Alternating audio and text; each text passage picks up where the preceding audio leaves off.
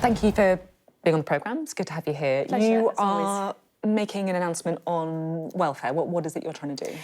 So today we've published our fraud bill, and this is looking to tackle fraud not only in the welfare sector but across the public sector more broadly, so that we make sure that if anyone has defrauded the state, whether it's through wealth or any other bit of the public sector, that we will tackle that, we will deal with it, and we will get the money back. And so on the welfare side, the proposals we're putting forward today will actually bring our powers up to the same standards as we see in HMRC and other parts of the state to tackle fraud. Our powers haven't been updated for the last 14 years. And if you think about the changes in how people defraud the system, whether it's your bank accounts, that's really, really changed. So we need to make sure that our technology, our information sharing and our powers to get the money back enable us to tackle this big, big problem of fraud in the system. One of the more eye-catching things that you're proposing is this idea to stop people driving, to basically ban people from driving if they're found to have defrauded the system. If you're trying to get a job, isn't having a driving licence quite important? So this is really important, that if you rely on your car for employment, or you're a carer, or you have a disability, we won't use this for you. But what we're focusing on is people who are no longer on benefits. They're not actually on PAYE, so they might be self-employed or they might have savings. They owe us more than £1,000. We have regularly and repeatedly contacted them to try and get that money back if they've defrauded the system.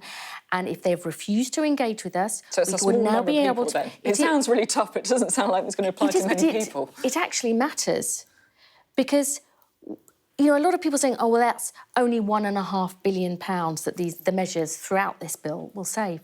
That is a lot of money. And it would be, as a Labour politician, I want people to have faith that the social security system is going on people who really need it. That would always be important, but particularly now when money's so tight and the cost of living crisis and so many people are struggling. They want to know that every pound goes to those who need it. You touched on it there. There's obviously pressure to save money, right? Across all the departments, including your own. We spend a big chunk of government money goes on welfare and benefits. Fraud is the easy bit, right? That's the bit that everyone agrees on. You know, welfare, fraud, wrong, get the money back. That's easy. Although we do actually have to act on that. We haven't had any legislation, so that is important. But what I mean is, you know, as a concept, it's easy to get behind. Are you prepared to make the much more difficult decisions in order to reduce the welfare bill as well? So we spend, the DWP as a whole, around £300 billion, £10 billion on job centres and the department, the rest split roughly half and half between pensions and then on benefits. And the really big challenge that we have, and it is hard, is that we have got a record 2.8 million people now out of work due to long-term sickness. We're the only country in the G7 whose employment rate hasn't gone back to pre-pandemic levels. And I want to say this, it is a difficult issue, but the reason that I believe that work is the best way forward is not only because it's about improving people's living standards, it's about dignity, it's about self-respect, it's that good work. There's clear evidence now that it's good for your mental and physical health. And as a woman and a feminist, work is about equality and independence. So we do believe in work, and that we need to transform the system to get more people into better paid jobs in every part of the country. I want to talk about that issue that you mentioned there. And you mentioned about how you believe that work is good for mental health. Because currently 37% of new claims are primarily about mental health, and that's up from 28% before the pandemic. And it's a difficult area. People feel very, very strongly about this, understandably. Tony Blair recently saying we are spending vastly more on mental health now than we did a few years ago. It's hard to see what the objective reasons are. You've got to be careful, he said, of encouraging people to think they've got some sort of condition other than simply confronting the challenges of life. I mean, is this an issue you're looking at? So I think there's a lot of complicated things going on here. I think that there is less stigma around mental health, which is a good thing. I think that there are serious challenges around mental health for younger people, particularly, I think, exacerbated during COVID. There's a lot of increasing evidence that the issues around social media too. But it is also the case that there are stresses and strains in everyday life, and that is just life.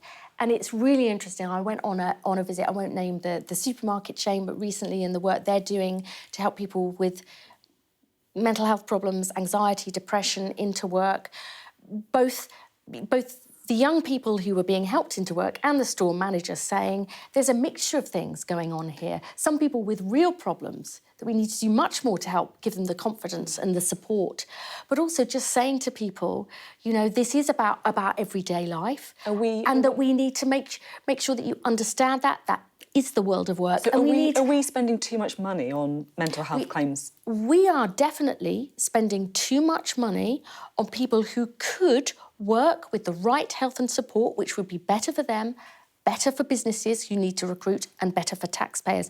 But I'm not... You know, life is complex. I'm sure I'd get a lot more headlines if I said there was one simple, easy thing. But it's clear there's a number of problems going on. But our starting point is, if we can create more good jobs that pay a decent wage in every part of the country and get people the help and support they need to get into work and be clear that we expect them to work, that's the best way forward. We've spoken a lot about the spending pressures, and on the programme this evening we've also heard from Andy Haldane, the former chief economist at the Bank of England. He was talking about what happens if the OBR revise their forecasts in March and there are difficult choices. If Rachel Reeves is going to stick to her fiscal rules. He said it would be deeply counterproductive to both growth and the fiscal position if that led to a cutting back on investment and indeed in spending more generally. I think you really are into a doomed loop between debt and growth. Well, you know, Rachel's going to stick to the fiscal rules. No ifs, no buts. That is the absolute commitment, rock solid, of this government. But you understand how some people are worried about the investment and the spending. But Andy is right to say, how do we get out of this doom loop of ever higher taxes, borrowing, low growth, pressures on public spending? And one of the key things about that, one of the absolute priorities for growth is people. Like, the DWP is the HR department of the growth mission. And Andy Haldane, with his current hat on, I have met him many times to talk about, look, we've got to get... You can't have a situation where, if you have long-term health conditions, that you're just sort of written off and not back in work. How do we join up what the NHS is doing with the DWP to get people back to health and back to work? They're two sides of the same coin. So what I would say is we have to break out of that doom loop. And what we're doing in order to achieve that is our programme, our plan to get Britain working.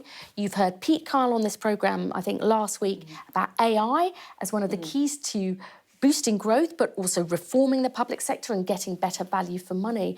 One of the things that's always missing from this debate is, like, you've either got to raise taxes, raise borrowing, or cut spending. People need to talk about reform, getting more bang for our buck, changing the way we work to get better value for taxpayers' money, and in my case, get more people into work. I know it's difficult, and I know a lot of people listening to this who are on benefits will be frightened.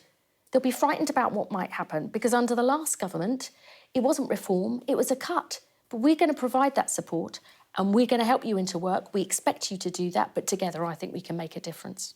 Now, this is a bit awkward, but there's been a bit of briefing around you recently. I don't know if you've been reading the papers, but there has been some briefing around you from someone in your party. They're saying that you're dragging your heels coming up with savings. The Sun on Sunday saying that number 10 and number 11 are pulling their hair out over how long it's taking you to come up with benefit cuts.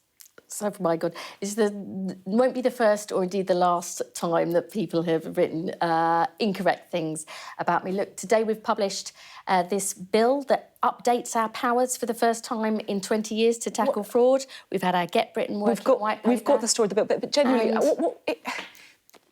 if I was working with someone who was briefing about me like that, I'd be pretty upset. I've faced a lot more difficulties than that in my life, and honestly, I've never taken my highs too high or my lows too low, and that's, you know, water off a duck's back for me. There's a bit of talk about a bit of a boys' club in the Labour Party. Sort of targeted briefing along some of the women. I don't see that. Gray, all I know is Bridget Phillipson, Rachel Reeves. Do you think, is that true? You're not going to tempt me on any of this. In the end, my job is to do what I say on the tin. I've delivered Get Britain working. I'm tackling fraud. We'll have a big plan on reforming sickness and disability benefits. And I've never let things written about me bother me, and I don't intend to start doing that now. Water off a duck's back. Thank you Water very off a much. duck's back.